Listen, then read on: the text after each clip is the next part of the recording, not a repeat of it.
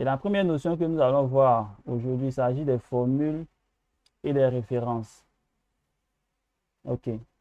Donc, dans Excel, nous avons euh, des fonctions. Et pour pouvoir appliquer ces fonctions-là, c'est à partir de formules. Donc, la formule la plus classique ou la formule que l'on retrouve le plus souvent, c'est la fonction somme que nous utilisons le plus fréquemment. Donc, pour pouvoir le faire ou encore pour pouvoir appliquer de façon directe une fonction, comment procédons-nous? Vous mettez égal et là, somme et vous sélectionnez la plage. Ça, c'est la méthode classique. Vous faites entrer, vous obtenez la somme. Et la méthode rapide que vous pouvez utiliser, c'est de faire quoi? Vous mettez votre curseur au niveau de la cellule où vous souhaitez sommer euh, une liste de valeurs numériques. Vous faites comme dans cette cellule, vous faites Alt égal. Automatiquement, cela va sélectionner toutes les valeurs numériques qui se suivent et vous faites entrer, vous avez la somme.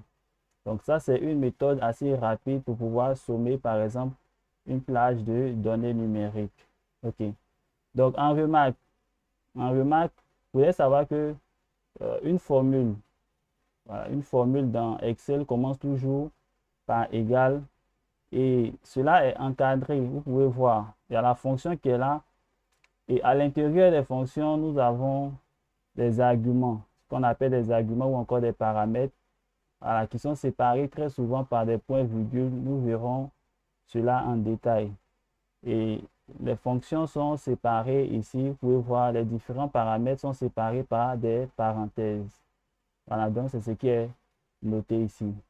Autre chose à rappeler, c'est que dans Excel, les règles mathématiques sont également applicables, notamment la priorité de la multiplication sur l'addition et autres. OK. Donc, en termes d'application, nous allons voir une petite application ici rapidement. Donc, ici, on va essayer de mettre certaines valeurs. Donc là, je mets 2.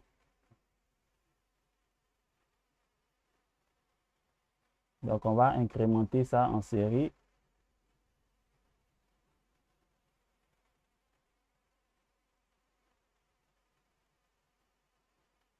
OK, donc ici, ce sont des valeurs aléatoires que je mets, mais bon, j'incrémente. Bon, ici, je peux mettre d'autres valeurs.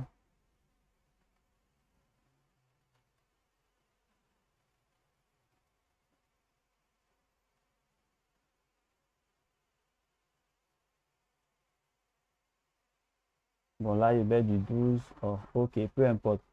Donc, à ce niveau, nous allons voir comment appliquer cela à partir des différentes valeurs que nous avons là. Donc, ici, nous allons faire la somme. Pour faire la somme, donc, il suffit simplement de mettre égal. Et là, vous sélectionnez la cellule A. Ensuite, vous faites, donc vous avez la cellule A qui est là. Et vous prenez la cellule B, vous faites entrer, vous avez la somme qui est là. Ensuite, vous tirez le tout. Cela va se dupliquer sur les autres cellules. Pour la soustraction, égale toujours, on va prendre la cellule A moins la seconde cellule, on fait entrer. OK, donc ici, on va dupliquer le tout. OK.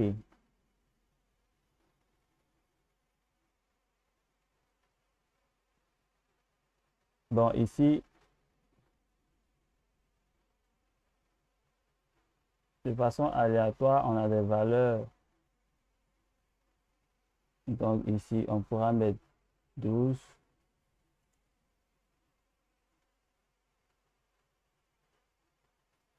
OK, pour avoir des valeurs positives. Ensuite, on continue.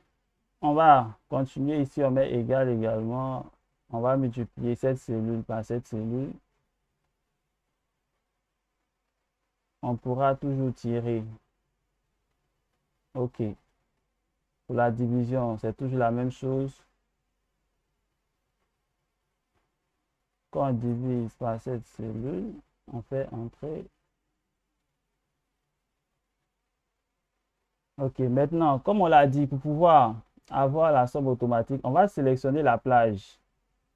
Cette plage-là, où on souhaite faire la somme de tous les éléments de ces cellules. Et on fait Alt égal. Cela va nous donner automatiquement la somme. Vous pouvez voir que c'est cette somme qui a été prise en compte ici.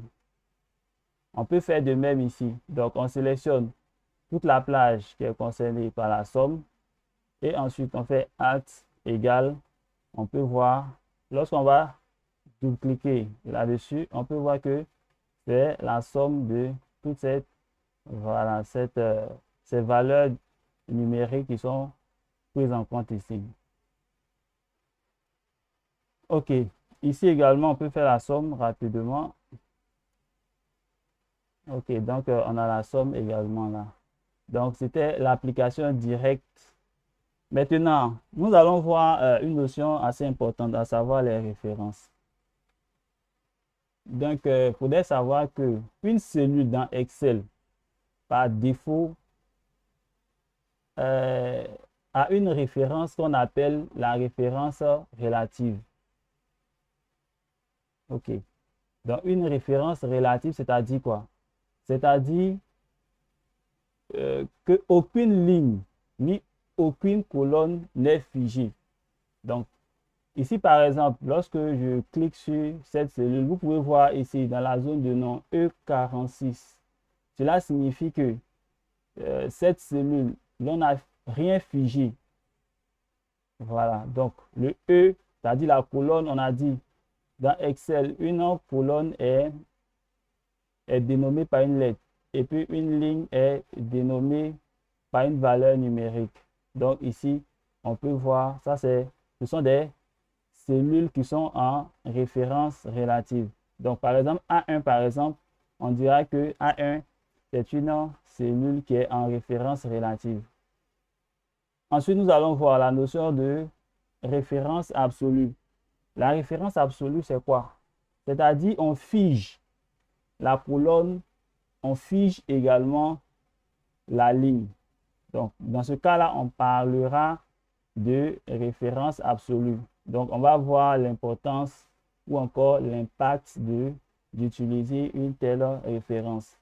Maintenant, le troisième type de référence, nous avons ce qu'on appelle les références mixtes. Donc, les références mixtes, qu'est-ce que ces références font? Il s'agit ici de figer soit la ligne ou encore de figer la colonne. Comment est-ce qu'on fige les lignes et les colonnes? Vous pouvez remarquer sur le visuel ici des dollars. Lorsque le dollar précède la lettre, cela signifie que l'on a figé la colonne. Lorsque vous voyez le dollar précéder la valeur numérique, le chiffre, cela signifie qu'on a figé la ligne. Donc, on va voir des cas pratiques. Premier cas pratique, donc c'est un exemple.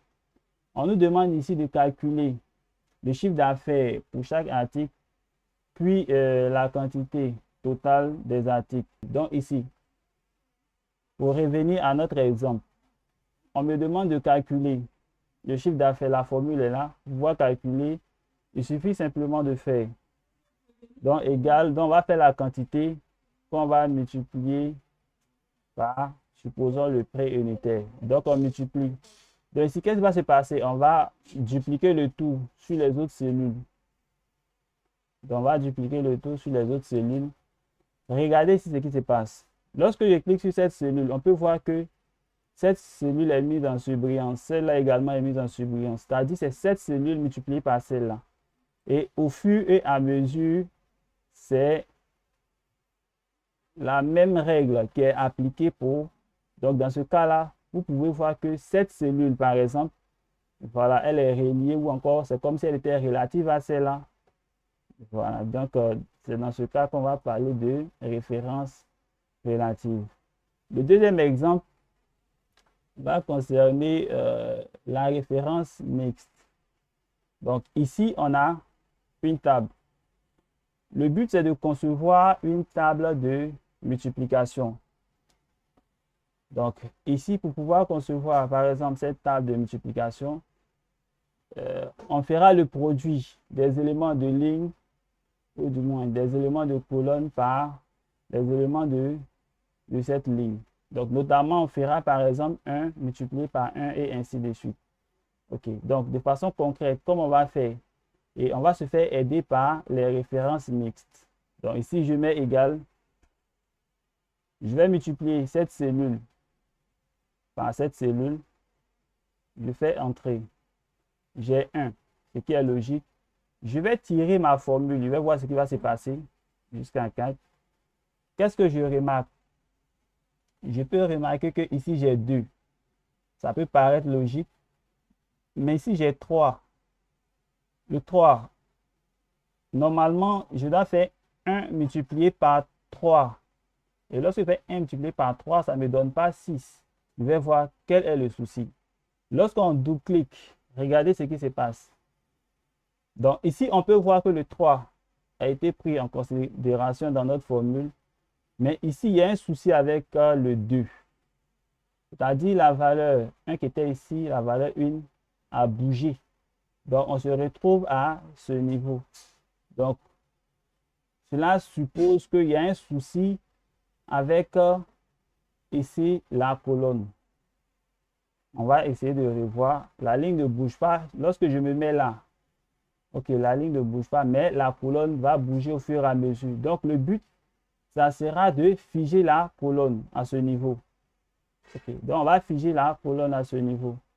Donc, je reprends ici.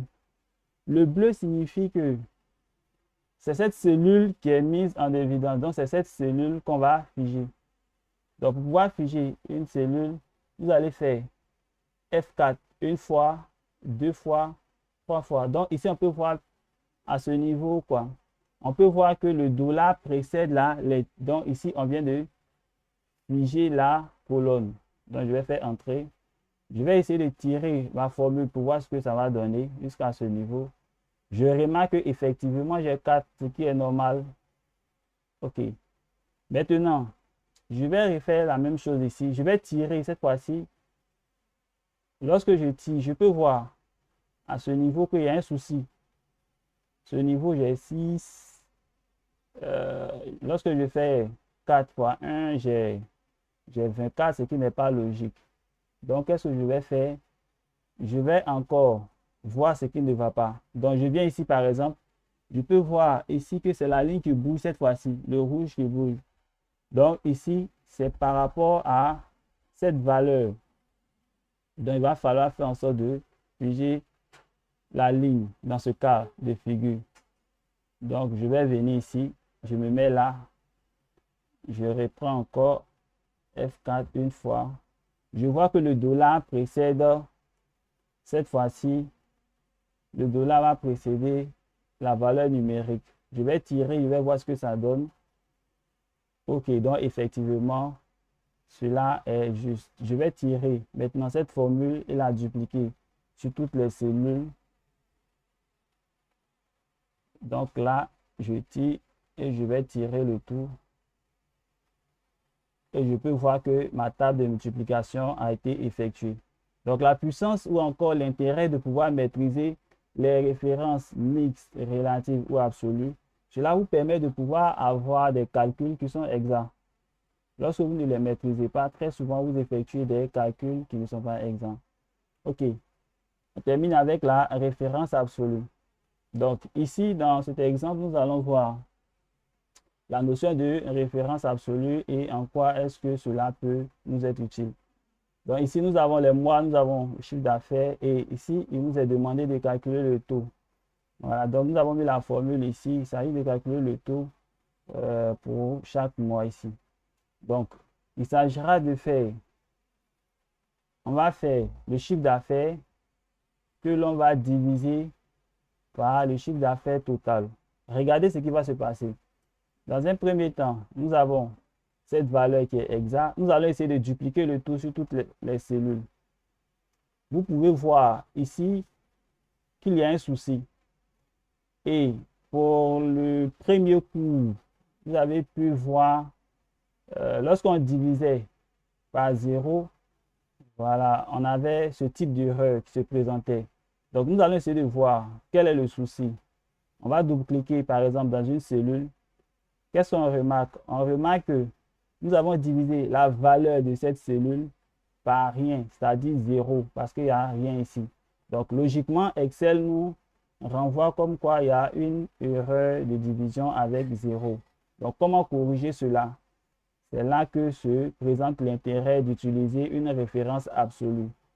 Donc, ici, la référence absolue va s'appliquer sur quoi? Sur le rouge, bien sûr, c'est-à-dire la valeur se trouvant ici, c'est le chiffre d'affaires total. Donc, nous allons essayer avec F3 une fois. Lorsqu'on fait F4 une fois, on peut voir le dollar qui précède la lettre, le dollar qui précède également la valeur numérique qui est là. Donc, effectivement, nous avons figé. Nous allons essayer de tirer tout ça et puis voir ce que ça va donner. OK, donc nous pouvons voir que, effectivement, lorsqu'on clique, par exemple, sur cette cellule, c'est la valeur du chiffre d'affaires qui est là, qui est divisée par la valeur du chiffre d'affaires total par année. Et là, on peut faire la somme totale en faisant A plus égal, on obtient cette valeur.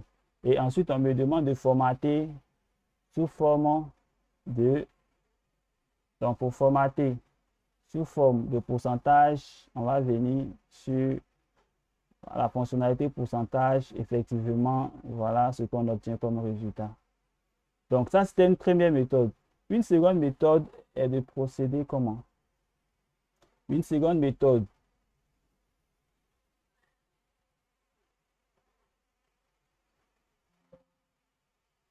OK. Donc, une seconde méthode est de procéder comment?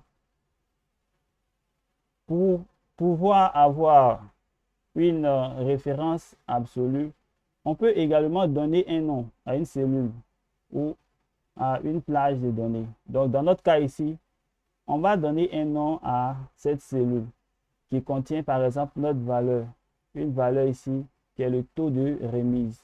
Donc, il s'agit en premier lieu de pouvoir nommer la cellule C120 taxes. Donc, on a C120 ici. On peut voir le nom qui s'affiche ou encore la référence de la cellule qui s'affiche. Comment on va nommer cette cellule? Pour pouvoir la nommer, c'est simple.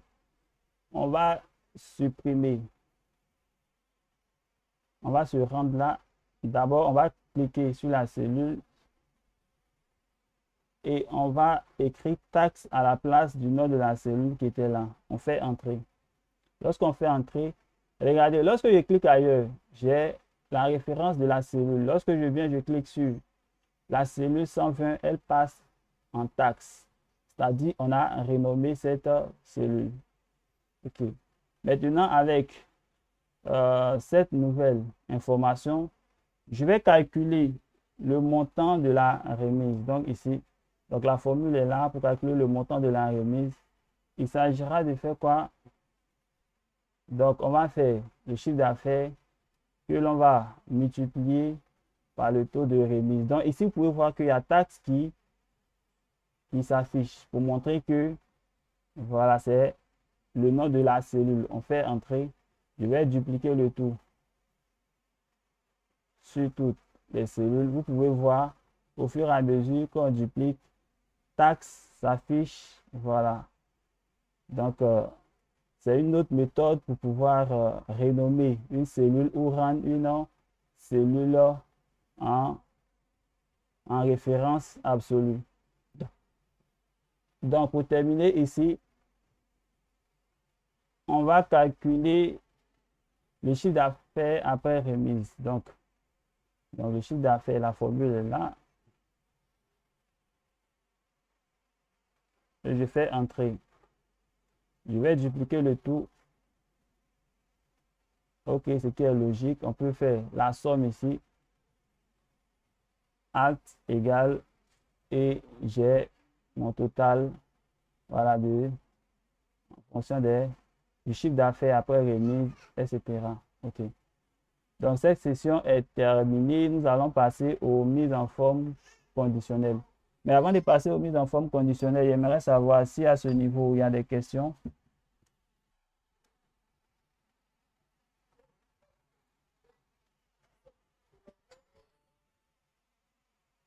Y a-t-il des questions à ce niveau? S'il n'y a pas de questions, nous allons passer aux mises en forme conditionnelles. OK. Donc, je suppose qu'il n'y a pas de questions. Excusez-moi, je voulais qu'on revienne légèrement sur, permettez, Je vous sur les écoute. références mixtes. Sur les références mixtes, là, Sur les références mixtes, c'est-à-dire l'exemple qui est oui, là, l'exemple qui est là, voilà, voilà, voilà, ces tableaux-là. C'est ça, c'est référence. Mais non, on va aller un peu plus haut, c'est pas la référence mixte, c'est la référence qui précède là. la référence relative. Relative, voilà. Vous pouvez revenir un peu là-dessus, s'il vous plaît. OK. La référence relative n'impose pas de mettre des dollars. C'est comme j'ai dit, c'est une référence par défaut. Lorsque je clique par exemple sur une cellule, par exemple cette cellule, vous pouvez voir ici le nom de la cellule par défaut, c'est-à-dire qui est représenté par une lettre et puis par un chiffre. Donc ici, on a G64, par exemple. Et G64 est une cellule qui est en référence relative. Maintenant, si on a passé en référence soit mixte ou encore référence absolue, il va falloir rajouter des dollars. Et comment est-ce que on juge qu'on est en face d'une référence mixte ou d'une référence absolue? C'est en fonction de la position des dollars. Si on a dollar devant la lettre, cela signifie qu'on a figé la colonne. Et ici, dans ce cas, on a figé et la colonne et la ligne. On parle de référence absolue. Mais lorsque on fige soit la ligne, soit la colonne, on parlera de référence mixte. D'accord, c'est compris. Merci. OK. Donc, on poursuit avec les mises en forme conditionnelles qui peuvent être très utiles pour faire parler vos données, en fait. Voilà, sans toutefois vous prendre la tête et autres. OK. Donc, on va voir les mises en forme conditionnelles. Et les mises en forme conditionnelles, pour pouvoir les manipuler, voici un peu le cheminement. L'onglet accueil, ensuite, la fonctionnalité se trouve ici, mise en forme conditionnelle. Bon, le tout est un peu expliqué ici. Donc, on va dérouler tout ça. Lorsqu'on déroule, les premières fonctionnalités qui sont ici sont des fonctionnalités qu'on va appeler des mises en forme conditionnelles prédéfinies. Donc, par exemple, si vous voulez faire une analyse par rapport à un ensemble de données et vous souhaitez peut-être faire une mise en forme des valeurs qui sont supérieures à un seuil que vous êtes fixé, vous allez utiliser par exemple, voilà, ce type de mise en forme. Donc ici, par exemple, pour les valeurs supérieures ou encore avec un pourcentage et autres, vous pourrez ici, si vous voulez imposer des barres de données et autres, on le verra. Ici, ça c'est pour les nuances. Ça c'est les jeux d'icônes. Donc on verra ça également. Maintenant, à côté de cela, ici vous pouvez voir nouvelles règles. Si vous voulez créer soit de nouvelles règles, là vous venez là. On va essayer de voir comment est-ce que cela peut fonctionner également. Si vous voulez effacer des règles spécifiques ou encore par rapport à une feuille ou à tout le classeur, c'est ici. Si vous voulez gérer les règles, c'est-à-dire modifier, créer, supprimer et autres, vous allez utiliser voilà, cette fonctionnalité, cette partie. Bon, de façon concrète, lorsqu'on va venir un peu sur les exemples que j'ai préparés, okay. Donc, vous avez une base de données ainsi présentée. Le but, par exemple, ici, on me dit de faire un remplissage en vert. Voilà, avec police vert foncé, voilà, de toutes les valeurs supérieures à 48 000 euros. Donc, le but, c'est de mettre d'abord la police en vert et puis le fond en vert foncé. Donc, première des choses à faire toujours, c'est de sélectionner la plage où l'on souhaite appliquer notre mise en forme. Donc, je sélectionne la plage. Ensuite, je viens sur la fonctionnalité de mise en forme. Et ici, on me dit quoi? Les valeurs qui sont supérieures à une valeur bien donnée. Donc, je vais cliquer là-dessus. Donc, par défaut, il va me proposer une couleur. Certainement, ce n'est pas la couleur que je désire. Déjà, pour commencer, je vais mettre la valeur qui me sied. Donc, dans notre cas ici, 48 000. Donc, lorsque je mets 48 000 et je vais dérouler ici. Et ce qui m'est demandé, c'est de prendre un remplissage vert avec un test vert foncé. Donc, je prends cette valeur et je fais OK. Donc, cela me fait automatiquement une mise en forme. Voilà, des valeurs qui ont été sélectionnées. Et en un clin d'œil, je peux voir qu'est-ce qui a marché, qu'est-ce qui n'a pas marché. Voilà, avec ce type de mise en forme. OK. Maintenant, supposons un instant qu'une mise en forme a été faite. Et là, je peux voir que lorsque je prends par exemple ici, on a pris des valeurs, on a fait la mise en forme des valeurs qui étaient supérieures à 48 000 euros. Mais ici, on peut voir que les valeurs qui sont inférieures à 48 000 euros, notamment, on peut voir ici 45 632, peut-être 10 euros et autres, sont également en vert. Voilà, en temps, l'on sait que lorsqu'une valeur, par exemple, n'est pas reluisante et autres, on peut la mettre en rouge, par exemple. Donc, on va essayer ici de faire un remplissage pour ces différentes valeurs-là qui sont inférieures à 48 000, de faire un remplissage orange avec une police blanche. Donc, déjà, pour commencer, comme j'ai dit toujours, on va sélectionner la plage qui doit subir la transformation. On va venir dans la mise en forme conditionnelle. Et là, qu'est-ce qu'on va faire? Puisque il s'agit de pouvoir faire une modification, je vais venir sur gérer les règles. Donc ici, ça c'est ma sélection actuelle. Ensuite, je vais faire modifier la règle.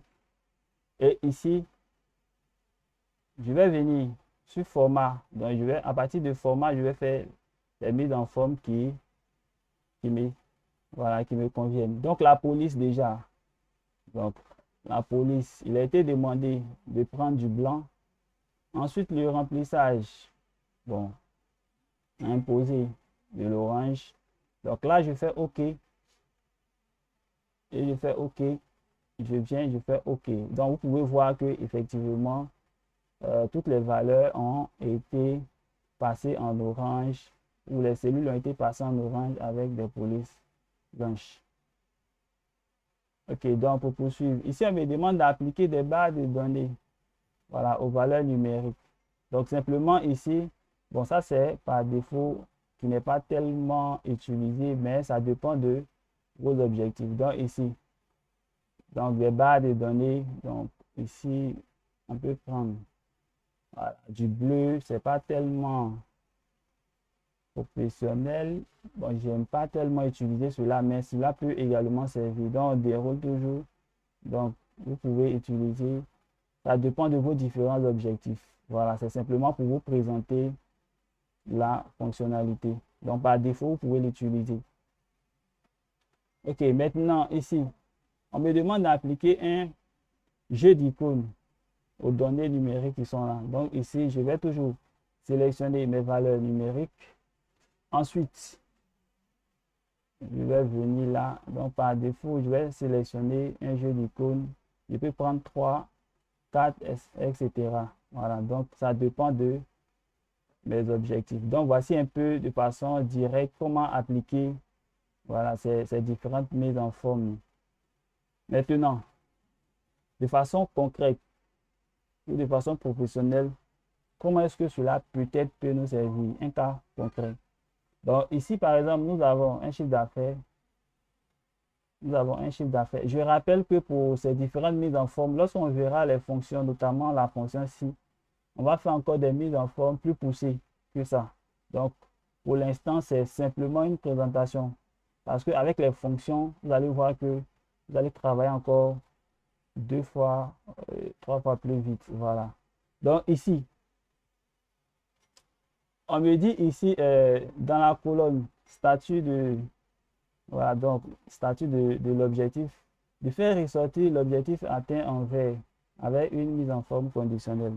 Voilà. Donc, dans un premier temps, comment est-ce que je vais procéder? Vous avez une plage ainsi et je cherche à pouvoir faire ressortir l'objectif atteint. Donc ici, c'est atteint qui sera ma cible. Donc ici, dans un premier temps, je rappelle que cette plage de données est formatée en tableau. Pourquoi? Parce qu'on peut voir l'apparition ici de l'onglet création de tableau, ce qui est important. Donc je me mets tout en haut ici, je vais sélectionner toutes les données. Dans un premier temps, toujours le faire. Ensuite, je vais venir sur mise en forme conditionnelle. Et là, ce qui m'intéresse, c'est de faire quoi? De pouvoir trouver une valeur qui est égale. Donc ici, je viens là, égal à. Donc égal à quoi? Égal à atteint. Donc ici, simplement, vous mettez atteint. Donc vous pouvez voir déjà qu'il y a une proposition qui est faite par rapport à ce que je souhaite. Bon, on va prendre toujours du vert foncé et autres. Voilà. Maintenant, vous pouvez personnaliser. Vous pouvez personnaliser. Donc, venez là. Vous pouvez voir que peut-être cette mise en forme ne vous convient pas. Vous pouvez personnaliser. Donc, aller plus loin. Donc, vous venez là. Je souhaite peut-être un remplissage, un peu plus de vert renforcé. Voilà, un truc dans ce genre. Ok, bon, on va prendre ce vert un peu plus renforcé. La police, je vais prendre du gras et je vais prendre par exemple du blanc. Et là, je fais OK. Vous pouvez voir ici que quoi? Déjà, il y a la mise en forme qui est déjà là. Vous voyez, format personnalisé. Et là, vous cliquez sur OK. OK. Donc, vous pouvez appliquer cela lorsque nous avons le statut de l'objectif qui est non atteint également. Vous pouvez faire des mises en forme également. OK.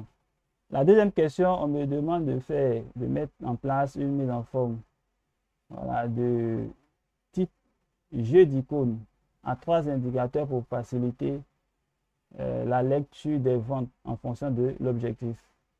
Donc, ici, pour pouvoir le faire, cette fois-ci, je vais sélectionner mes données numériques. Pourquoi? Parce que c'est en fonction des différentes valeurs qui sont là que je vais appliquer mon jeu d'icônes. Donc, je sélectionne d'abord la plage qui est concernée, donc notamment cette plage. Ensuite, je viens dans mise en forme conditionnelle. Et cette fois-ci, je vais prendre nouvelle règle. Nouvelle règle.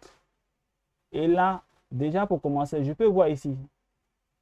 Je peux voir ici. Ça, ce sont des sélections qui sont prédéfinies déjà. Voilà, donc en fonction de vos différents objectifs, vous pourrez les explorer. Mais ici, on me dit quoi? Mettre en forme toutes les cellules d'après leur valeur. Donc, d'après leur valeur. Donc, ici, vous pouvez voir des valeurs qui sont à l'intérieur. Je vais dérouler ici. Je peux voir ici jeu d'icônes pour ce qui m'intéresse. Donc, je clique sur jeu d'icônes. Automatiquement, il y a de nouvelles fenêtres qui s'ouvrent. Et ici, quel est le jeu d'icônes, par exemple, qui m'intéresse? Donc, vous pouvez prendre le jeu d'icônes qui est proposé par défaut ici.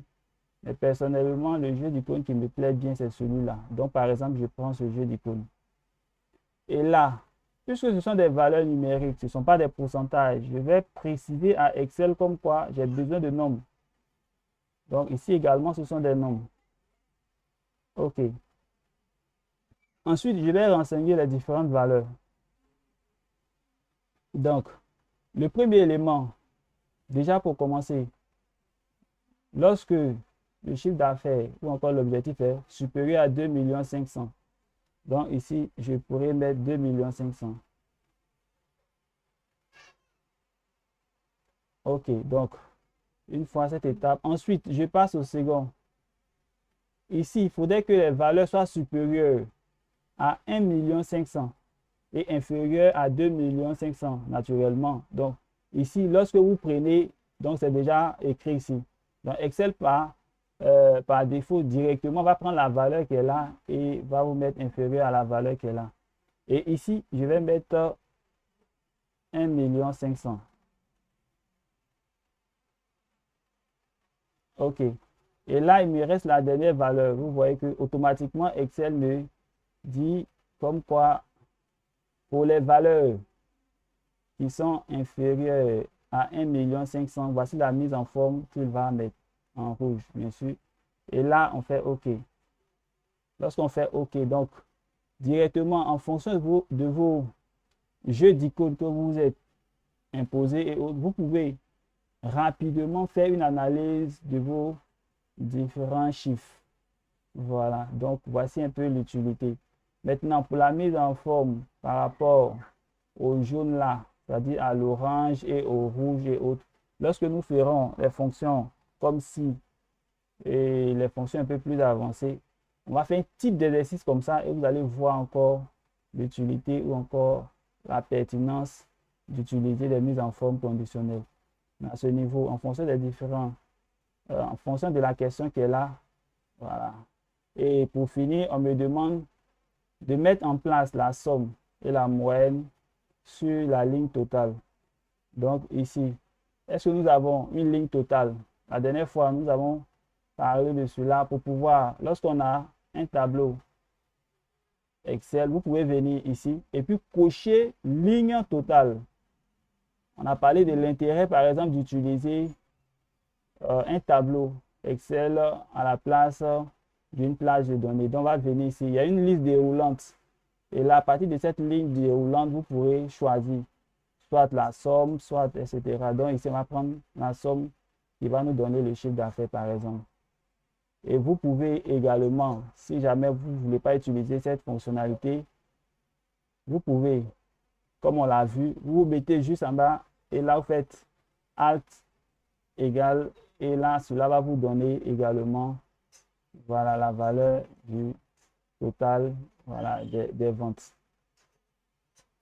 Et dernier élément avant de passer à la séance normalement que nous devons faire aujourd'hui, à savoir la séance 3. Et là, vous pouvez voir, ici, on peut voir vendeur 21. Bon, peu importe, dans tous les cas, vous pouvez voir ici, bon, 29 832. Est-ce qu'il y a des valeurs qui se répètent? Est-ce qu'il y a des valeurs qui se répètent? Vous regardez ici, on a 29 813, 29 313. Mais ici également, donc, ces deux valeurs, par exemple, vous pouvez voir 29 313, 29 313. OK. Maintenant, notre but, par exemple, pour pouvoir analyser des données, déjà pour commencer, c'est à partir de l'identifiant du tableau. Donc, de façon unique, chaque ligne va représenter un identifiant. Mais pour l'exemple ici, lorsqu'on va arriver plus loin dans l'exploitation, nous allons le voir. Mais nous voulons, par exemple, supprimer les doublons, c'est-à-dire les éléments qui se répètent. Donc, pour pouvoir le faire, vous avez deux alternatives. La première alternative, c'est de faire quoi? Vous venez dans Données. Dans un premier temps, vous cliquez sur votre base de données. Vous venez dans Données. Et là, vous allez voir une fonctionnalité ici. Supprimer les doublons. Et Excel va ouvrir une fenêtre ici. Et là, vous pouvez faire d'abord désélectionner tout. Et puisque l'exercice ici impose quoi? L'exercice impose de pouvoir supprimer les doublons en fonction de la colonne vendeur. Donc ici, c'est la colonne vendeur que vous allez cocher et par la suite, vous allez faire OK. OK, donc Excel va me dire quoi? Deux valeurs dupliquées, trouvées et supprimées. Donc il va en rester que 12. Et là, vous faites OK. Donc si vous avez des valeurs en double, vous avez un tableau qui est surchargé et vous avez peut-être des valeurs en double, voilà, qui sont peut-être même en 3 exemplaires, si je peux le dire ainsi, vous pouvez les supprimer en procédant ainsi. La seconde méthode est de procéder comment? Vous venez dans l'anglais création de données, puisque notre plage de données ici a été formaté sous forme de tableau. Vous venez ici, supprimer les doublons. La même fenêtre va s'ouvrir, vous allez désactiver tout et vous prenez toujours, voilà. Et là, vous faites OK.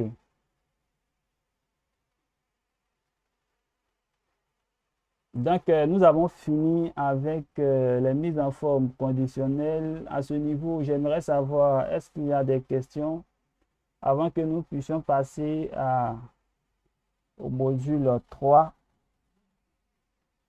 où nous ferons certainement un peu d'automatisation. Donc, des questions?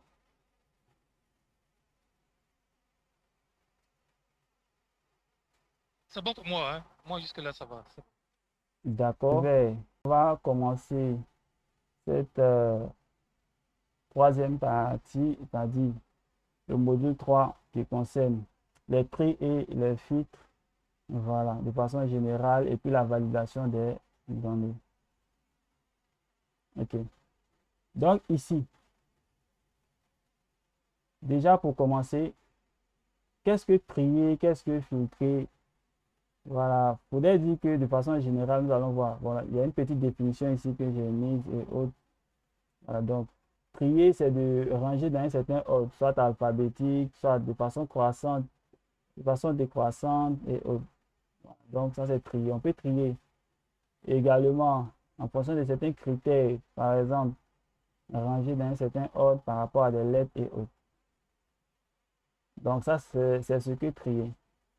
Maintenant, filtrer, c'est de pouvoir masquer certaines données. Nous allons le voir ici. Donc, filtrer, c'est le fait de pouvoir masquer, par exemple, des données et puis afficher uniquement des données qui nous intéressent. Donc, de façon globale, c'est un peu ça, filtrer et puis trier. OK. Dans Excel, l'une des méthodes pour pouvoir, par exemple, filtrer ou trier, vous allez venir, par exemple, sur votre base de données. Vous allez venir là, vous allez voir trier. Ici, vous avez différentes options et autres.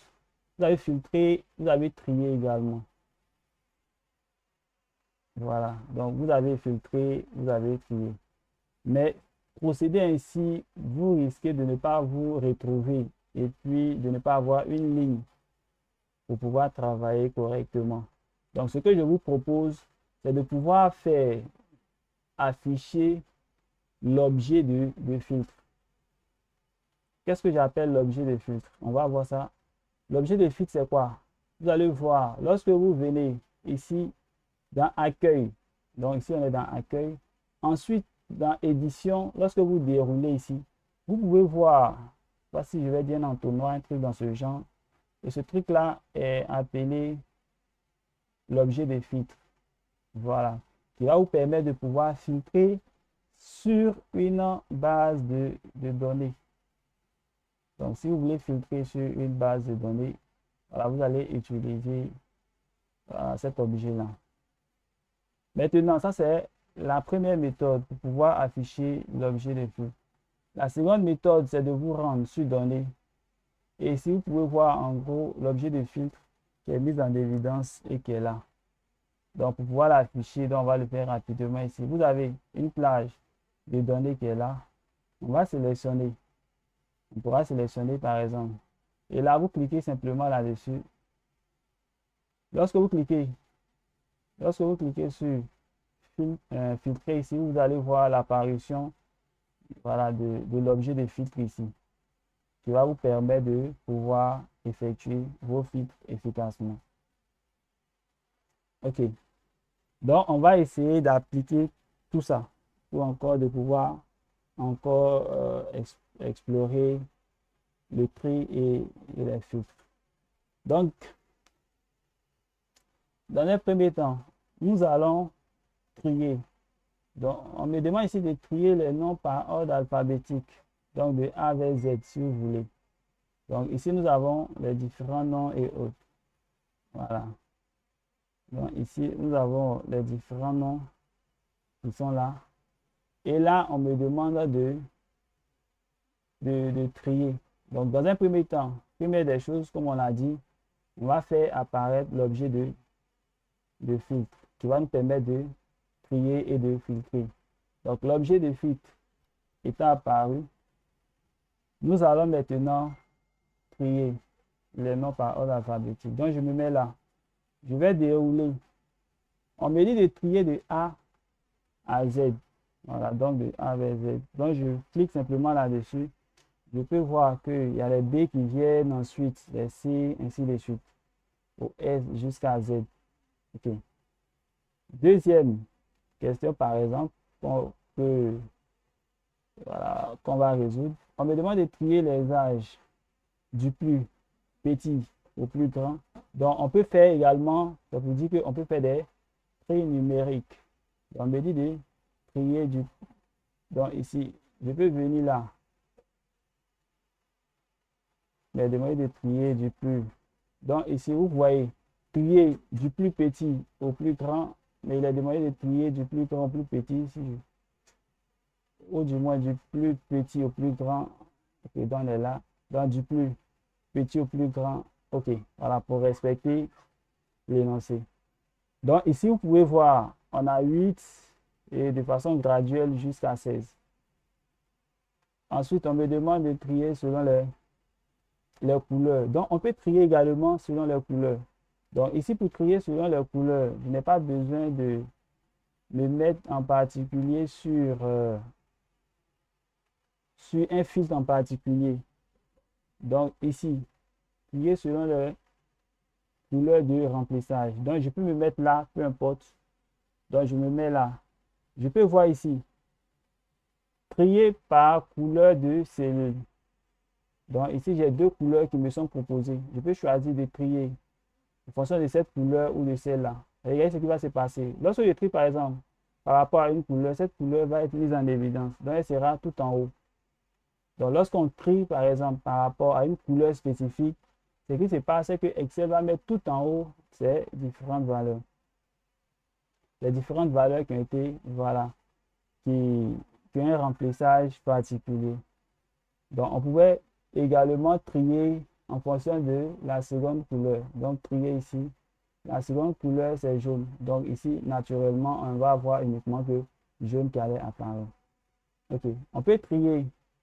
Voilà. Selon également la couleur de la police. Également, ici, également, on peut se mettre partout pour pouvoir effectuer le tri. Donc, là, je me mets là. Donc, je vais trier selon ici, quoi, la couleur. Mais ici, on me dit quoi? Trier par couleur de police. Bon, naturellement, ici, c'est uniquement le jaune qui est là. Et du moins le rouge qui est là. Donc, ici, vous pouvez voir que toutes les valeurs dans la police et rouge sont passées tout en haut. Voilà. Donc, voici un peu. Vous pouvez utiliser cela pour pouvoir effectuer, voilà, vos différents tri. Maintenant, on passe maintenant à l'activité sur les filtres. Ici, l'activité me dit quoi? L'activité me demande de tirer du tableau. Voilà, me demande de tirer du tableau que les données concernant mon bec. Donc ici, dans un premier temps, toujours, on n'oublie pas, on va sélectionner tout et on va faire afficher notre objet de filtre. OK. Notre objet de filtre étant maintenant présent, on peut maintenant commencer à filtrer. Donc, pour pouvoir filtrer ici, puisque lorsque je vois bec se trouve ici, c'est-à-dire dans les noms. Donc, pour pouvoir filtrer, donc je vais pousser ça un peu ici. Je vais dérouler ça. Donc, ici, vous pouvez voir ici les notions qui sont rattachées au filtre. Donc, ici, on peut filtrer par couleur, filtrer de façon textuelle, etc. Maintenant, ici, pour faire simple, on me dit bec. Ici, la sélection est mise en évidence. Donc, vous allez tout désélectionner et puis vous allez sélectionner, par exemple, uniquement le nom de la personne, voilà, que vous souhaitez extirper de votre base de données, par exemple, pour faire une analyse. Vous faites OK. Donc, c'est uniquement bec qui est mise en évidence ici. C'est uniquement sur lui que va porter vos analyses. Maintenant, ensuite, là, on va enlever le filtre. Ok, donc on enlève le filtre. Le second exercice dit quoi? Dans le tiré du tableau, les 4 nombres de parties jouées les plus élevées. Ok, donc ici, pour pouvoir le faire, on va effectuer 2 actions. Déjà, pour commencer, vous pouvez voir ici. Parce que lorsqu'il va filtrer, il va prendre les 4 valeurs les plus grandes. On va voir ce que ça va donner déjà. Regardez ce qui se passe. Donc, dans un premier temps, je viens là.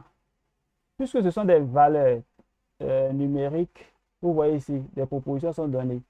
Mais moi, je souhaite, par exemple, filtrer les 4 valeurs, par exemple, les plus grandes.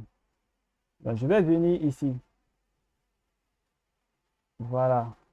Je vais venir ici et je vais mettre, par exemple, 10 premières valeurs en haut. Ça, c'est une option. Et puis ensuite, je vais venir ici et puis je vais mettre 4. Puisque ce sont les 4, il y a besoin de 4 valeurs. Donc là, il fait OK. Donc ici, j'ai 1, 2, 3, 4 valeurs. Voilà, donc ici, voici les 4 valeurs. Donc on va désélectionner pour voir. Donc ici, sur le visuel, on a 16, 14, 13, 12. On va essayer de vérifier rapidement. OK, donc on a 16, on a 14. Effectivement, voilà, on a 12 également. OK, je pense bien que voilà, c'est ça. Donc, vous avez pu voir qu'on a pris les valeurs. Donc, ici, valeur numérique. Ensuite, les 10 premières valeurs et puis vous configurez en fonction de vos objectifs. Maintenant, on me demande de filtrer selon la couleur de remplissage. Donc, la couleur de remplissage ici. Donc, pour la couleur de remplissage, vous pouvez utiliser, peu importe le filtre que vous allez utiliser. Donc, ici, par exemple, je peux me mettre là. Je peux me mettre là et là, je vais filtrer selon la couleur de remplissage. Donc, je me mets là et je choisis par exemple cette couleur. Donc, comme j'ai dit, le filtre fait quoi? Le filtre va nous permettre de pouvoir tirer des informations. Mais en même temps que je tire ces informations-là, je masque automatiquement les informations qui ne me conviennent pas. Donc, on était à la dernière question. Nous allons filtrer maintenant selon la couleur de police rouge. Donc, pour pouvoir le faire, vous allez vous mettre, peu importe le filtre. Voilà. Donc, puisqu'il s'agit de la police, donc on va venir là. Filtre, en fonction de la couleur, vous allez venir dans la police. Et là, on va tirer uniquement voilà, les données qui comportent voilà, la couleur rouge. OK. Donc, de façon pratique, ça, c'était pour vous montrer un peu l'application directe. Comment est-ce que certainement cela peut vous être utile? Donc, ici, supposez un instant, vous avez une base de données ici, vous avez le mois, vous avez la quantité, vous avez le chiffre d'affaires. Et là, déjà, pour commencer, on va faire l'activité. Donc, en premier lieu, on va afficher déjà l'objet filtre. Donc, on affiche l'objet filtre. On me demande de trier le chiffre d'affaires du plus grand au plus petit. Donc, je vais trier le chiffre d'affaires du plus grand au plus petit. Je me mets là. Donc, du plus grand au plus petit, logiquement, c'est ça. Ensuite, on me demande de calculer le chiffre d'affaires des valeurs en rouge. Donc, là, je cherche à calculer le chiffre d'affaires des valeurs en rouge. Donc, je vais prendre, par exemple, donc les valeurs qui sont en rouge, quand on parle des valeurs, les valeurs qui sont en rouge, donc nous avons cette tombe ici, il s'agit des valeurs numériques. Donc ici, dans un premier temps, qu'est-ce qu'on va chercher à faire? On va filtrer selon les couleurs. Et là, on va prendre cette couleur. OK. Maintenant, à ce niveau, ce qui est intéressant, c'est que quoi? Je vais chercher, ça va? Je vais chercher ici, quel est le chiffre d'affaires, par exemple, total. Donc, vous avez filtré les valeurs qui sont en rouge et puis vous avez besoin, par exemple, du chiffre d'affaires. L'une des options, c'est de faire quoi? On va sélectionner le tout. Lorsque vous sélectionnez toute cette sélection, vous allez voir ici qu'il est écrit quoi? Moyenne, nombre de valeurs, tout en bas, vous pouvez voir. Nombre de valeurs, non vide 7, vous pouvez voir la somme ici. Lorsque vous cliquez dessus, Excel va instantanément enregistrer en mémoire. Là, quand vous venez, vous faites simplement copier-coller. Vous allez voir que la valeur va s'afficher ici. On va essayer de vérifier ça. Donc, on se met là, on a dit qu'on faisait Alt égal. Lorsqu'on fait Alt égal, cela va prendre les valeurs numériques qui sont tout en haut. On fait Entrée. Et vous voyez que cette valeur qui est de 25 180 654, voilà, est identique à celle-là. Donc, voici un peu. Vous avez filtré et par la suite, cela vous a permis, par exemple, de pouvoir tirer des informations. OK. Donc, on va revenir en arrière. Et là, cette fois-ci, on va enlever le filtre. On me demande de faire quoi? De donner le total du chiffre d'affaires des cellules en jaune. Donc, ici, les cellules, déjà pour commencer, on va reprendre encore. Donc, on vient là. Les cellules qui sont en jaune, donc on va filtrer selon les couleurs et ce sont les cellules jaunes qui seront prises en compte. Donc, je me mets là. Je peux faire somme automatique pour pouvoir avoir. Donc, on avait filtré selon les valeurs, c'est-à-dire la police, et on a obtenu par exemple le chiffre d'affaires. On peut également faire de même par rapport au remplissage au fond et puis obtenir le chiffre d'affaires. Donc là, vous venez, vous pouvez copier et puis vous allez venir là, vous coller. Ça va. Vous venez là, vous copiez. Et là, c'est la valeur dont on a besoin. Donc, vous collez. OK. Voilà. Donc, vous pouvez également sélectionner, comme je l'ai montré, sélectionner toute la plage. Vous venez tout en bas, vous copiez et vous partez coller. Ça, ce sont des options que vous pouvez exploiter. OK. Donc, je pense bien qu'on a fini. Non, il nous reste cette activité. Donc, ici, par exemple, de façon pratique encore, on me demande de donner le chiffre d'affaires et la quantité du vendeur marque uniquement pour les cellules en jaune. Donc, dans un premier temps, on va ici faire quoi? Filtrer selon le vendeur marque. Donc, on va filtrer selon le vendeur marque. Comme j'ai dit, on désélectionne tout ça et puis on va chercher marque. OK. Et là. Mais ici, on a marque. Mais autre chose, c'est que quoi? On me demande quoi? Uniquement pour les cellules en jaune. Donc ici, on est obligé encore de faire quoi? De faire quoi? On va filtrer selon les couleurs. Donc la couleur jaune. Pour pouvoir prendre les valeurs qui nous intéressent. Je fais Alt égale, je fais Entrée et j'ai la quantité totale. Je peux faire Alt égale et ici, j'ai le chiffre d'affaires total ici qui m'est donné. OK, donc voici un peu comment est-ce que de façon pratique, vous pouvez, à partir d'une base de données, vous filtrer, vous trier et vous pouvez tirer des informations qui peuvent vous être utiles. OK, donc on a fini cette feuille. Nous allons passer à présent au tri personnalisé et au filtre avancé. Mais avant ça, j'aimerais savoir, est-ce qu'il y a des questions? Est-ce qu'il y a quelque chose que vous n'avez pas compris? Vous souhaitez que je revienne sur quelle notion en particulier avant qu'on puisse aborder la notion de tri personnalisé et de filtre avancé?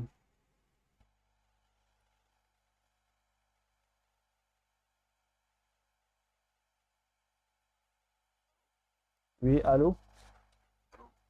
Oui, je vous Le ai... dernier tableau que vous avez présenté, le Oui, dernier tableau, qui parle, c'est vous monsieur? avez dit on a qu'à s'y laisser.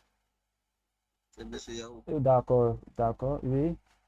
Hein, le dernier tableau, Le dernier tableau, oui. Mhm. vous avez dit on a qu'à prendre comme valeur marque. Oui, Mais oui. si la valeur avait plusieurs noms, si c'était pas marque, c'était marque, Yahoo, Oui, Kofi, on allait faire comment? d'accord. Vous pouvez voir ici qu'on a des vendeurs. L'objectif de l'exercice, c'est de faire quoi? C'est-à-dire en fonction du vendeur qui est ici. Il y a plusieurs noms, comme vous le dites. Il y a Marc, il y a Julien, il y a Donna, il y a plusieurs noms. Et le but ici, par exemple, c'est de pouvoir, par exemple, tirer en fonction de Marc, tirer, par exemple, son chiffre d'affaires. Maintenant, si vous posez la question de savoir si jamais si c'est plusieurs noms, en l'occurrence, je devais tirer par exemple le chiffre d'affaires de, par exemple, Donna et puis de Marc. C'est à ça que vous faites allusion ou bien?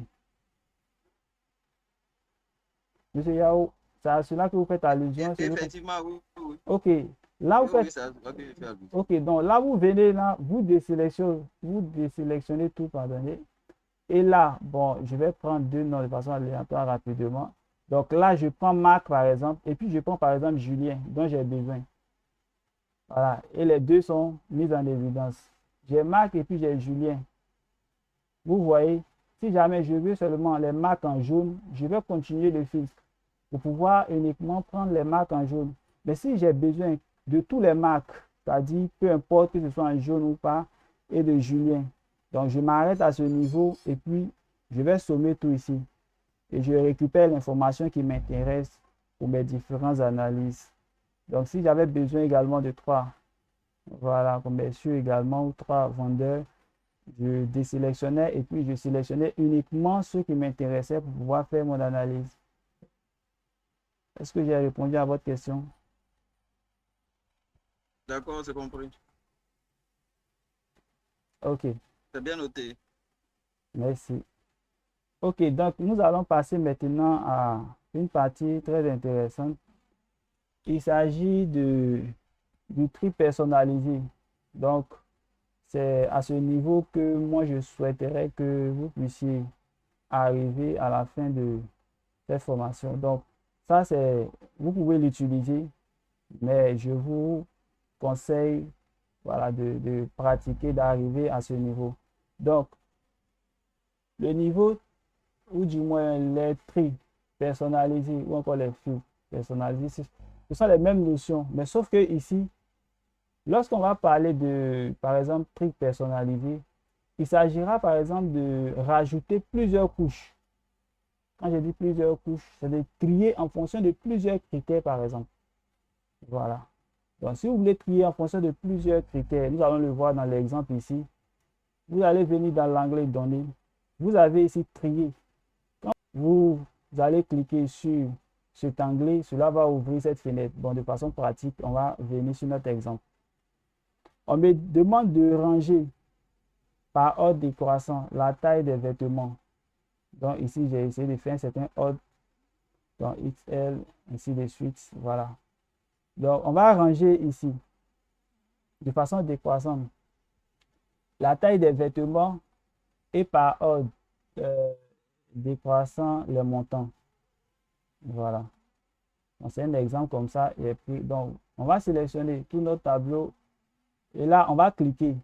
Donc, dans un premier temps, vous avez vu, lorsque j'ai essayé de pouvoir l'activer, ça ne passait pas. Pourquoi? Parce que je n'avais pas sélectionné une plage. Donc, il faut impérativement sélectionner une plage pour pouvoir effectuer cette opération de tri personnalisé ou encore souvent on l'appelle tri avancé. Donc, ici, le but, c'est de faire quoi? Le but d'abord, c'est de pouvoir ranger. Donc, déjà, regardez ce que Excel fait. Excel va vous proposer ici de trier en fonction de quoi? Les colonnes sont déjà prédéfinies. Et ici, moi, je cherche à faire quoi? En fonction de la taille du vêtement. Donc, ici, je vais faire descendre un peu ici. J'ai besoin de la taille. Donc, ici, je déroule. Je vais prendre taille. Voilà. je vais prendre taille, je vais rajouter une autre couche.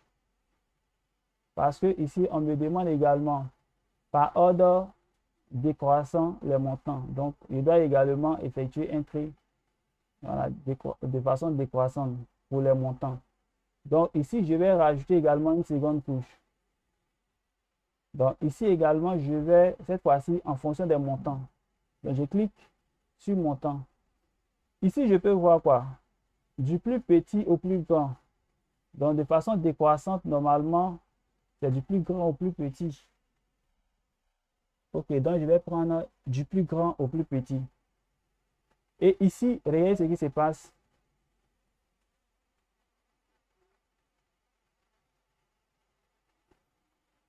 Ok. Ok, donc regardez ici ce qui se passe.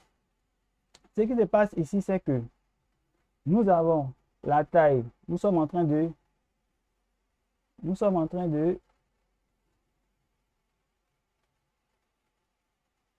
trier en fonction ici de la taille. Donc ici, nous avons la taille qui est là. Mais vous pouvez voir ici, c'est de A à Z. Par contre, lorsque je regarde ici les données qui sont relatives à la taille, il n'y a pas de précision en tant que telle. Donc ici, je vais dérouler et je vais faire ce qu'on appelle un tri personnalisé, par exemple. Bon, ici, j'avais déjà travaillé là-dessus. Donc, vous pouvez voir ici de façon, c'est un peu prédéfini. Sinon, normalement, vous allez recopier selon l'ordre que vous souhaitez, par exemple. Donc, ici, normalement, on va faire X, S. Ensuite, vous faites virgule S, M.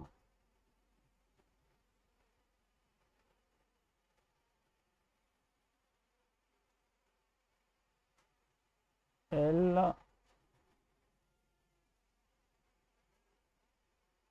X, L, et enfin 2XL. Ok. Bon, ici, vous rajoutez. Ça a été déjà rajouté. Ok. Donc, puisque ça a été déjà rajouté, on va faire OK. Donc, ici, vous pouvez voir. Regardez ici la taille. On va essayer de trier en fonction de cette taille-là. Donc, ici, lorsqu'on fait OK, regardez ce qui se passe. Donc, c'est comme si vous avez effectué un tri qui est textuel. Donc, en fonction des différentes valeurs qui sont là. Et vous pouvez voir ici les montants qui sont là. On commence à 641 000, qui est la valeur la plus grande, et de façon décroissante jusqu'à ce qu'on puisse effectuer un tri.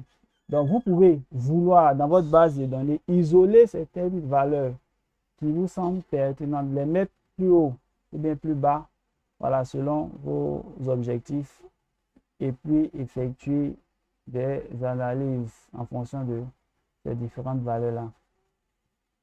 Donc, ça, c'était le tri. Ok, j'aimerais m'arrêter déjà là pour commencer parce que cette partie me semble très importante et vous posez la question de savoir est-ce que ça va à ce niveau avant qu'on passe au filtre avancé.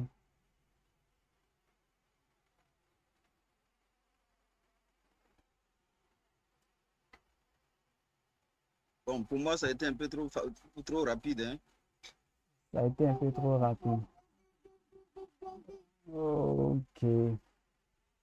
Bon, dans tous les cas, la séance est enregistrée. On va vous donner, mais je vais essayer de, je vais voir si, je vais essayer de reprendre rapidement. Donc, on est à ce niveau. Ici, vous pouvez voir quoi? Le but, c'est de faire quoi? C'est de pouvoir mettre peut-être en évidence. J'aimerais savoir, est-ce qu'il y a quelqu'un, avant de réexpliquer, est-ce qu'il y a quelqu'un qui a pu cerner cette partie où ça a été rapide pour tout le monde?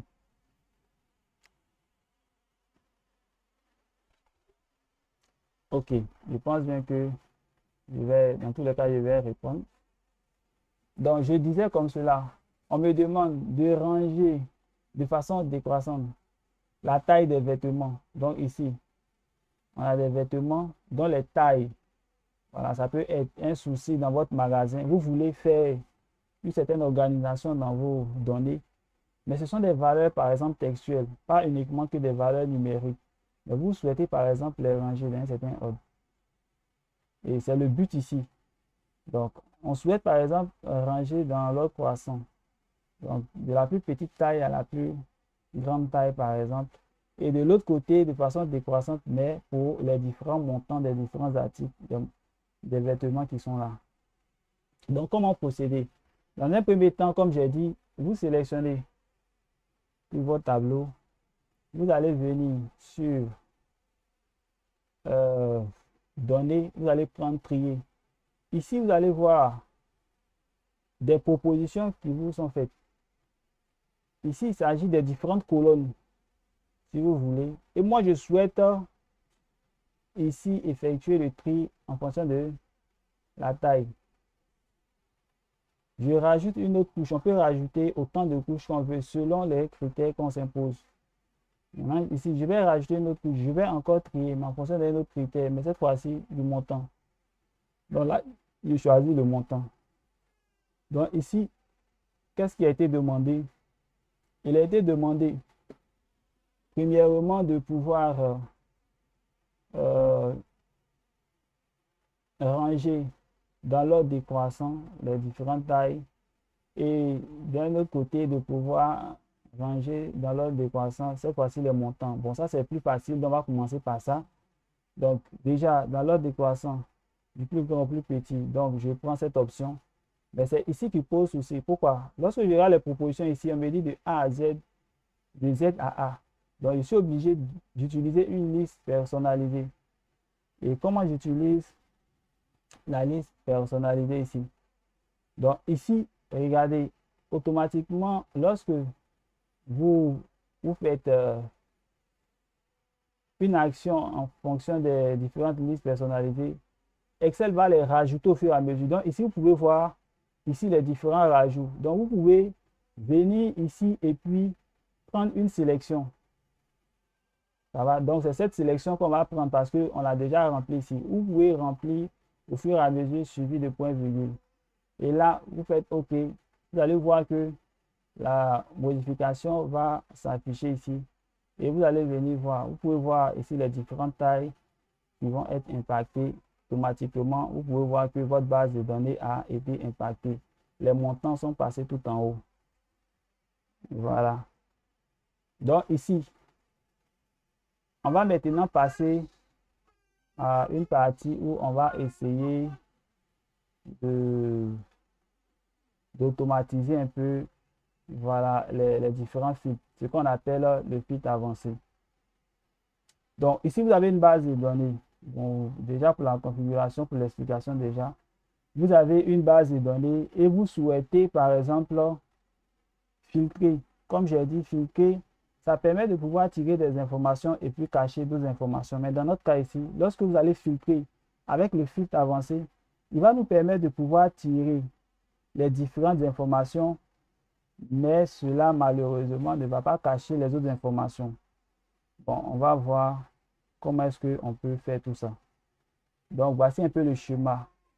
Dans un premier temps, pour pouvoir le faire, j'espère que tout le monde voit mon écran. Pour pouvoir le faire, vous avez besoin d'une base de données. Donc, voici ma base de données un peu qui est là. Et là, vous avez besoin également de ce qu'on appelle une zone de critères.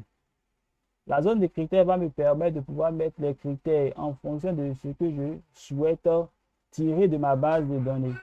Ça, c'est très important. Donc, ici, déjà ma base de données, on a les identifiants, on a le client, on a le sexe, on a la zone à préciser, le produit, on a la quantité et puis on a le montant. Et là, ici, le but. Première question, on me demande de trier. Voilà, de tirer de cette base de données les clients. Voilà, de sexe masculin. Donc, ceux qui sont de sexe masculin. Et dont le montant est supérieur à 45 000 francs. Puisque c'est formaté, je suppose un instant que nous sommes en français ici. Donc, ici, nous allons essayer de le faire. Donc, de tirer de cette base de données les informations qui m'ont été fournies ici. Et après, on va automatiser le tout à l'aide d'une petite macro pour pouvoir en quelque sorte afficher toute cette base de données. Déjà, pour commencer, vous devez prendre, première des choses à faire, vous devez sélectionner ici. On a besoin du sexe masculin et ici, on a besoin de quoi? Du montant. On peut rajouter également d'autres critères. On le verra normalement. On peut rajouter d'autres critères, par exemple. Okay. Donc, dans un premier temps, je vais faire quoi? Renseigner mes champs ici. Puisqu'on m'a dit masculin, donc ici, naturellement, je vais mettre masculin.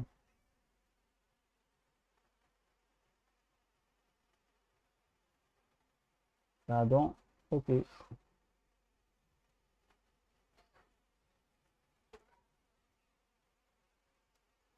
Ok, donc j'ai masculin là. Ensuite, le montant, on me dit le montant doit être quoi? Supérieur à 45 000. Bon, 45 000, lorsqu'on regarde un peu la configuration, c'est un peu trop. On va mettre à 15 000 pour avoir une base de données qui est peut-être un peu plus grande que 45 000. Donc ici, on va mettre 15 000 par exemple. Et là, ici, je vais configurer. Donc, qu'est-ce que je vais faire? Ok, donc je suis là. La valeur, normalement, doit être comment? Elle doit être supérieure à 15 000. Donc, ici, je mets supérieur à 15 000. OK. Donc, je peux commencer maintenant ma manipulation. Je vais réserver, j'ai deux options. La première option, par exemple, c'est de pouvoir faire le feed sur la même page ou bien de faire le feed et déverser le feed sur une autre page. Donc, la partie qui va accueillir mes données doit être nettoyée. Donc, ici, comme vous pouvez le voir, je vais mettre dans cette zone. Ensuite, qu'est-ce que je vais faire?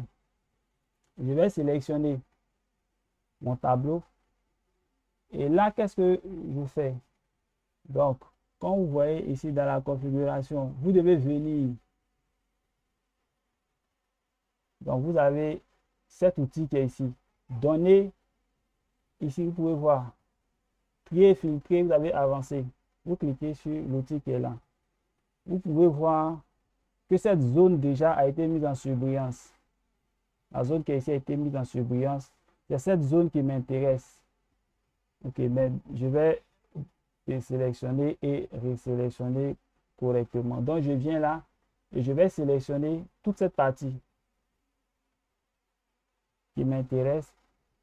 Ensuite, ici, zone de critères, comme on l'a dit plus haut. Donc, voici la zone de critères qui est là.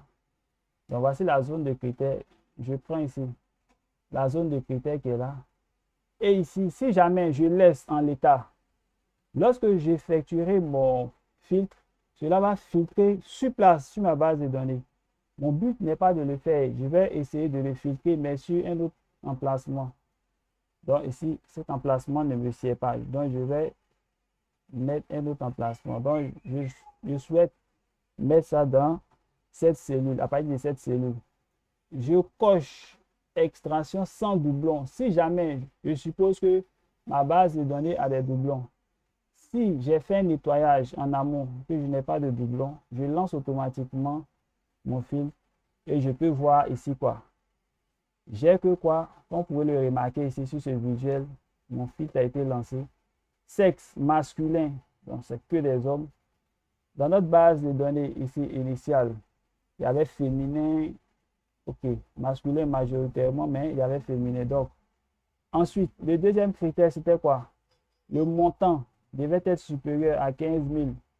Logiquement, quand vous regardez ici dans cette base de données, voilà on peut voir que le montant ici, voilà, est supérieur à 15 000 comme nous l'avons dit de l'autre côté. Donc, voici un peu la démarche pour pouvoir, par exemple, filtrer des données d'une base d'une base de données. On va essayer de rajouter, par exemple, ici, vous pouvez voir quantité, on peut voir 1, 2, ainsi de suite. On va essayer de filtrer également selon les montants. Donc ici, on va copier l'entête qui est là et on va venir coller là. Donc on va continuer avec les montants. Mais cette fois-ci, je souhaite avec le montant, on va mettre 1 ici. Bon, on va le formater en nombre. Il est sous forme de date. On va le formater en nombre rapidement. Ok, il y a des virgules. Ok, donc à ce niveau, on vient de le formater en nombre. On vient de le formater en nombre. Donc, on va cette fois-ci automatiser l'action, de sorte à ce que, regardez, cette action qu'on vient d'effectuer, ce qui est unique. Donc, je suis obligé de supposer un instant, je souhaite faire par exemple un filtre, c'est-à-dire tirer les femmes dont le montant est supérieur à 15, donc quantité, pardon. Ici, ça c'est le montant. C'est plutôt la quantité. OK. Donc ici, on a le sexe, on a le montant. Et puis, par exemple, on a mis un nouvel élément, c'est-à-dire la quantité. Et le but, c'est de pouvoir filtrer en fonction de tous ces critères.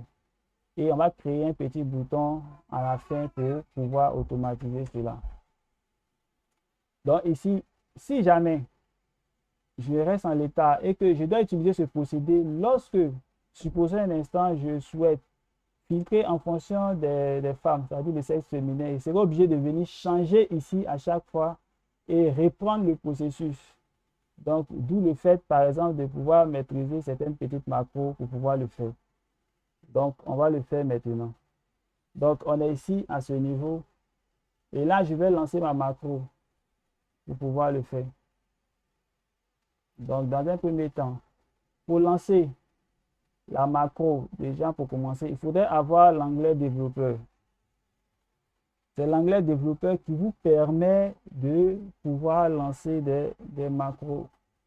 Ok, donc une macro, c'est quoi? C'est une suite d'actions dans Excel qui peut être automatisée, c'est-à-dire qui se répète et par la suite, à partir certainement d'un bouton, vous pouvez en quelque sorte lancer le processus de sorte à avoir le même résultat. Donc, c'est un peu ça. Maintenant, le VBA, c'est du code. C'est-à-dire, ce sont des macros, mais cette fois-ci, qui sont saisis avec plus de rigueur. OK, donc, c'est un peu ça. Donc, développeur. Ensuite, vous venez, vous allez cliquer sur enregistrer une macro. Lorsque vous cliquez sur enregistrer une macro, qu'est-ce qui va se passer? Lorsque vous cliquez sur enregistrer une macro, ici, Excel va vous dire quoi? Excel va vous demander de préciser le nom en fait. Donc ici, nous, on va l'appeler, on va mettre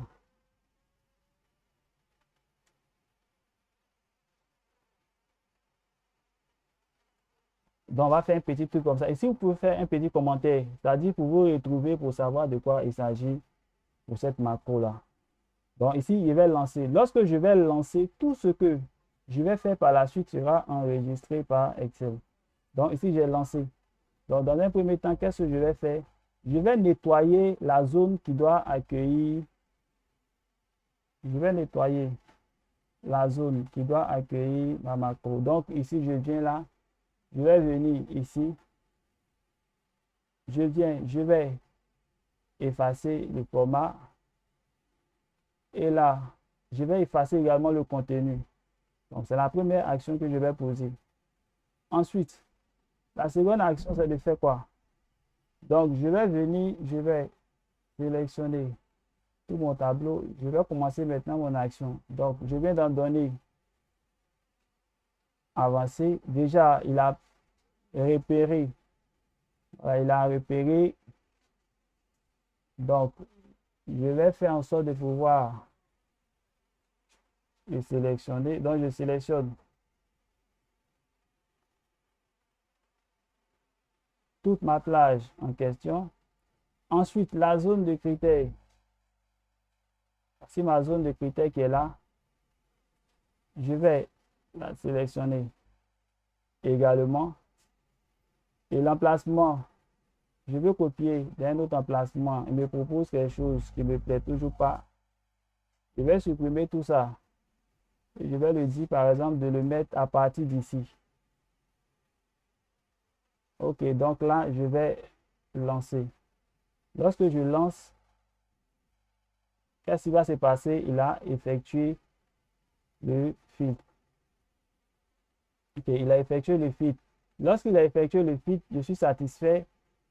Qu'est-ce que je fais? Je vais venir dans développeur. Bon, bien avant d'arrêter ma macro, je peux venir me placer peut-être dans un endroit spécifique comme ça. Et puis, qu'est-ce que je fais? Je viens, je fais arrêter l'enregistrement.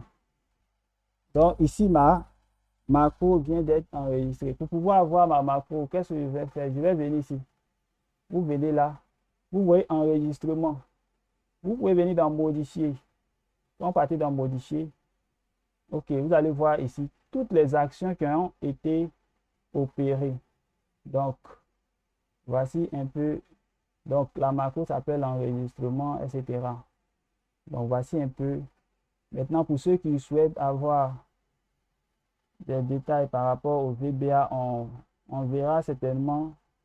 Donc, ce sont les processus qui ont été faits. Maintenant, on va rajouter ou lier un bouton à tout ceci. Donc, pour lier un bouton, je vais venir dans insertion, dérouler insertion. Je vais prendre contrôle, par exemple, de formulaire. Et là, je vais mettre ici. Voilà, je vais mettre ici. Il me propose de pouvoir l'enregistrer. Ok, donc ici, donc il a appelé bouton. Donc, on va l'appeler bouton 1. Donc, bouton 1, on va se rassurer, est-ce qu'il est lié à une macro? Ok, donc ici, on va prendre la macro qui est là et puis on fait OK. Donc, à partir de là maintenant, on pourra faire les modifications certainement qu'on veut. Lorsqu'on va cliquer là-dessus, vous voyez qu'il y a une action qui est opérée. Il y a un filtre qui est opéré. Regardez ici. Donc ici, on a un. Supposons un instant, on va mettre, bon ici, on n'a pas deux pour les montants supérieurs. Donc ici, on va essayer de mettre par exemple féminin.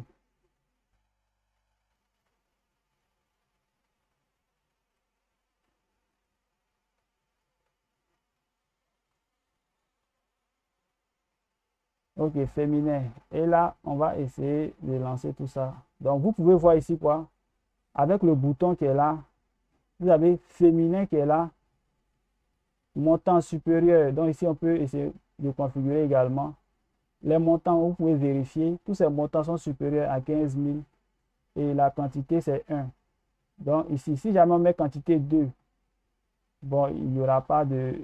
Donc, ici, on va essayer de voir est-ce qu'il y a des valeurs qui sont liées à la quantité 2. On va voir. On va essayer de renseigner correctement ces champs. Donc, ici, on met 2, on va lancer. Ok, vous voyez qu'il n'y a pas de valeur par rapport à 2 pour les femmes, ce qui est logique. Donc, quand vous allez regarder normalement dans votre base de données, il n'y aura pas de valeur. Maintenant, on va voir par rapport aux hommes. Donc, on va mettre.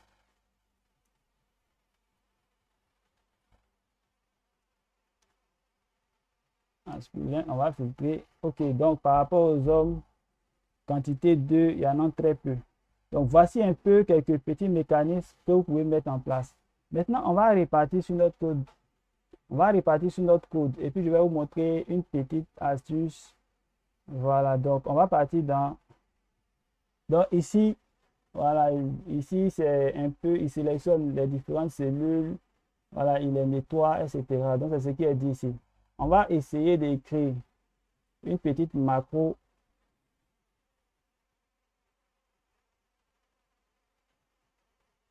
Donc, ici, on va rajouter un texte. Par exemple, on va dire succès.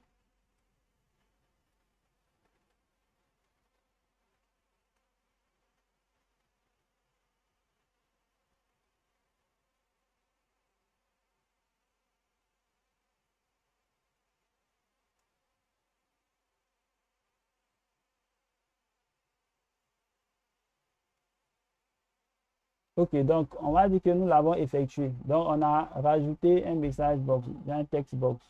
Donc là, à la fin, qu'est-ce qui va se passer? Bon, je vais fermer ma macro et là, je vais venir là. Lorsque je vais cliquer là-dessus, vous voyez ce qui se passe. Il finit le filtre. Ok, donc là, il finit le filtre. Je reprends. OK, il finit le kit. Et là, il affiche quoi? Un test ici. Voilà, nous l'avons effectué. Donc, voilà un peu des actions que vous pouvez effectuer, voilà, de façon journalière au travail. Donc, je pense bien que on est quand même assez avancé. Voilà, donc pour la validation des données, ça sera après-demain. Et j'aimerais savoir par rapport à cette partie, est-ce qu'il y a des questions, est-ce qu'il y a des choses? Je sais que cette partie est un peu nouveau pour vous, mais voilà, avec la pratique, lorsque vous le ferez 2 fois, vous allez arriver à manipuler avec aisance. Donc déjà, j'aimerais savoir, est-ce qu'il y a des questions par rapport à cette partie avant qu'on ne referme?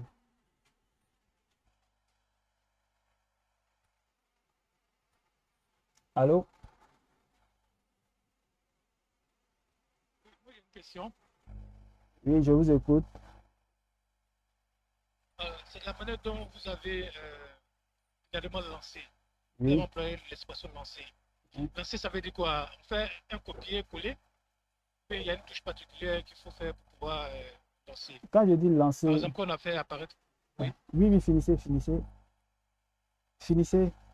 Voilà, parce que par exemple, après les tableaux qu'on a fait les différents filtres et puis on a fait sortir Mhm. l'élément qui est juste là, Oui. l'identifiant, les clients, etc. Mhm. Avec la zone des critères. Là. Vous avez dit lancer.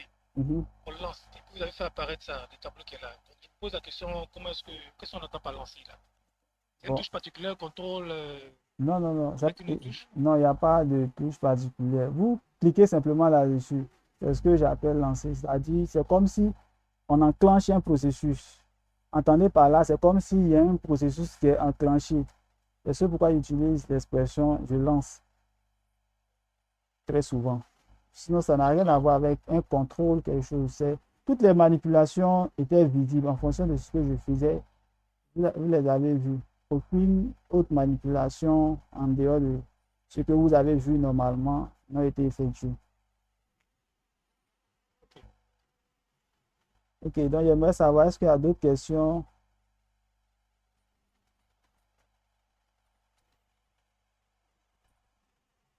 Il n'y a plus de questions, donc ça peut aller. Ok, donc je pense bien que le temps est quand même un peu avancé. On est déjà à 21 heures et on va s'arrêter là. Voilà, pour aujourd'hui. D'accord. Je voudrais aussi que vous mettiez à notre disposition D'accord. l'enregistrement